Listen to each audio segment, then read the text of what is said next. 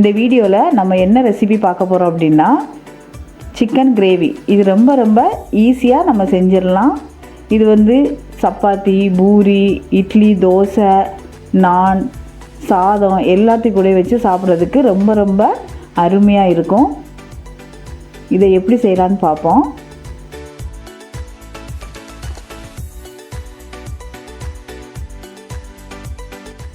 முதல்ல நான் ஒரு கடாய் வச்சுருக்கிறேன்.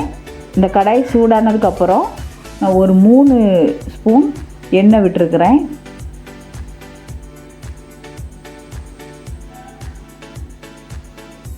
எண்ணெய் சூடானதுக்கப்புறம் நான் மீடியம் சைஸில் 3 வெங்காயம் எடுத்து வச்சுருக்கிறேன். உங்கள் வீட்டில் பெரிய சைஸ் வெங்காயமாக இருந்துச்சுன்னா 2 எண்ணம் போட்டுக்கோங்க. இதுக்கு தேவையான அளவு உப்பு போட்டுக்கலாம். உப்பு போட்டு நம்ம நல்ல பொன்னிறமாக வரது வரைக்கும் நம்ம ஃப்ரை பண்ணிக்கிடலாம்.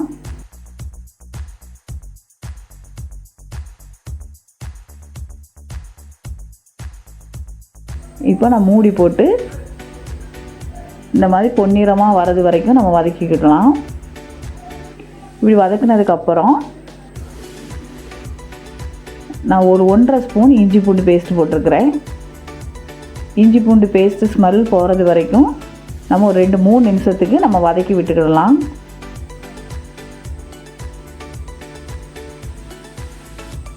இது வதங்கினதுக்கப்புறம் நான் ஒரு பெரிய சைஸ் தக்காளியை இப்படி சின்ன சின்னதாக நறுக்கி வச்சுருக்கிறேன். அதையும் போட்டு வதக்கிக்கிடலாம். இந்த தக்காளி நல்லா வேகிறது வரைக்கும் நம்ம வதக்கி விட்டுக்கிடலாம்.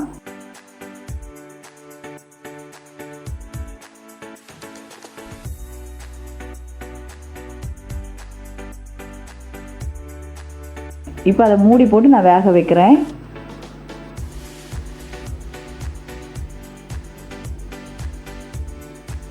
இந்த மாதிரி நல்லா வதங்கினதுக்கப்புறம் நான் ஒரு 1/2 கிலோ சிக்கன் மீடியம் சைஸில் வெட்டி வச்சுருக்கிறேன். அதையும் போட்டுடலாம்.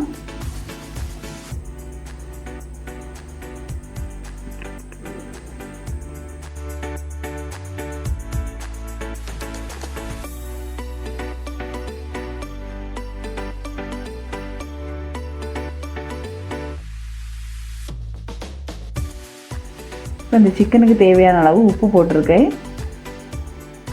உப்பு போட்டுட்டு நம்ம ஒரு 10 நிமிஷத்துக்கு வேக வச்சுக்கிடலாம்.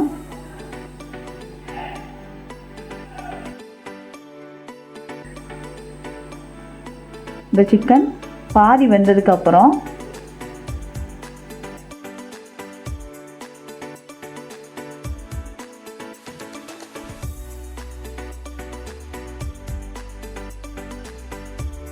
நான் வந்து இது கூட ஒரு 2 ஸ்பூன் மிளகாத்தூள் போட்டிருக்கிறேன். நீங்கள் காரம் கம்மியாக சாப்பிட்றதா இருந்ததுன்னா 1.5 ஸ்பூன் போட்டுக்கோங்க. ஒரு 3 ஸ்பூன் தனியாத்தூள், 1 ஸ்பூன் கரம் மசாலா, 1/2 ஸ்பூன் மஞ்சள், 1/2 ஸ்பூன் மிளகு, இவ்வளோத்தையும் போட்டு இதுக்கு தேவையான அளவு உப்பு. நான் முதல்ல சிக்கனுக்கும் உப்பு போட்டிருக்கிறேன், வெங்காயத்துக்கும் உப்பு போட்டிருக்கிறேன். அதனால் உங்களுக்கு தேவைப்பட்டால் மட்டும் நீங்கள் கொஞ்சம் உப்பு போட்டு உங்கள் தேவைக்கு ஏற்ப உப்பு போட்டுக்கோங்க. போட்டுட்டு நம்ம இதை கிளறி விட்டுடலாம். கிளறி ஒரு 10 நிமிஷத்துக்கு மூடி வச்சுருங்க. இதில் நான் வந்து இது கிரேவியாக சாப்பிட்றதுனால தண்ணி விடலை. உங்களுக்கு தண்ணி தேவைப்பட்டுன்னா ஒரு 1/2 கிளாஸ் தண்ணி விட்டுக்கோங்க. இப்போ நம்ம சிக்கனை மூடி வச்சு ஒரு 10 நிமிஷத்துக்கு வேக விட்டுடலாம். இப்போ பார்த்தா உங்களுக்கு சிக்கன் கிரேவி ரெடி. இப்போ நான் மல்லி இலையை தூவி இறக்கிடுறேன். ரொம்ப ரொம்ப சுவையான சிக்கன் கிரேவி ரெடி.